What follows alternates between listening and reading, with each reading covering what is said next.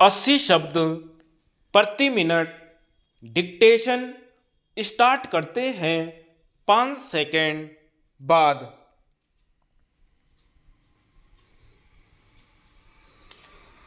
सभापति महोदय, यह मामूली बात नहीं है।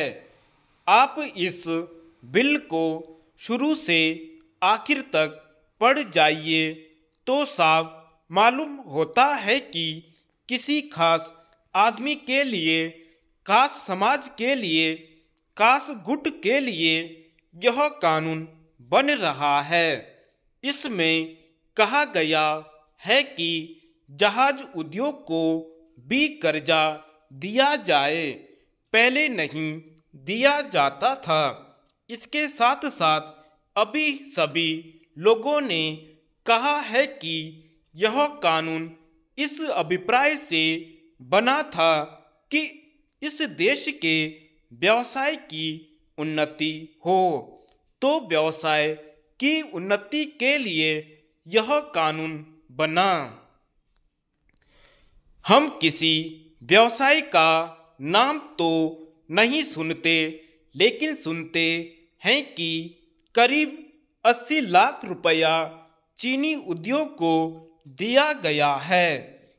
इसका क्या मतलब है, इस बारे में मैं पहले भी कई बार इस तरह की बात कह चुका हूँ। जब कोई संस्था स्थापित होती है तो उसके कार्य और कर्मचारी का अनुमान लगाना होता है। देखना होता है कि इतने कार्य हैं और इतने आदमी बहाल होने चाहिए। मुझे तो यह कहने में दुख मालूम होता है। मुझे तो इस सरकार को सरकार कहने में भी लज्जा मालूम होती है। इसको सरकार नहीं कहना चाहिए। यह तो इस तरह का कुछ है ही नहीं। यह तो एक लूटने के लिए समाज बना है।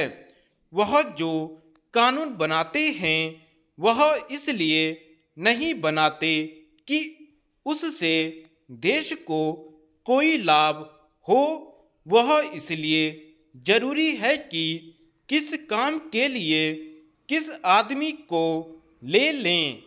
इस मतलब से कानून नहीं बनता है, बल्कि इस मतलब से बनता है कि एक खास आदमी को उस रोजगार पर लगाना है। उसके लिए कानून बना देते हैं, उसके लिए विभाग खोल देते हैं, पद बना लेते हैं और उस पर उस आदमी को बहाल कर देते हैं। इस काम के लिए यह कानून बनता है। अब यह कानून बन गया है, लेकिन क्या उप निर्देशक की जरूरत थी? अभी न इस नियम को बहुत रुपया मिला है, न बहुत काम ही बड़ा है। अभी केवल एक काम हुआ है। केवल चीनी व्यवसाय को रुपया मिला है, जो बिल्कुल उन्नतिशील व्यवसाय है। उसमें उन्नति के लिए रुपए की जरूरत नहीं थी। ऐसे ऐसे व्यवसाय की मदद होनी चाहिए थी जो कि पिछड़ी हालत में हैं। इन शब्दों के साथ अब मैं अपना भाषण समाप्त करता हूँ।